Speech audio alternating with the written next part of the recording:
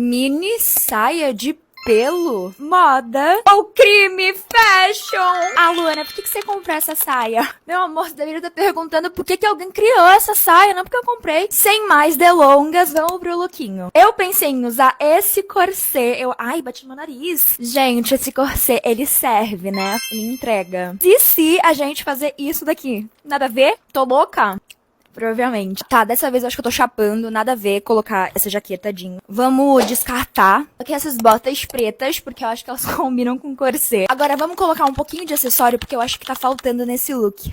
Tcharam! Coloquei alguns acessórios. E esse foi o nosso lookinho final. E assim, little bitches, eu acho que assim, não tem como você falar que você não gostou desse look. Porque eu achei que ia ficar fubango, mas não ficou. Ou tipo, Luana, ficou assim, sinto muito, desculpa. Será, gente? Eu acho que não ficou. Então coloca aqui nos comentários se você é time moda ou crime fashion.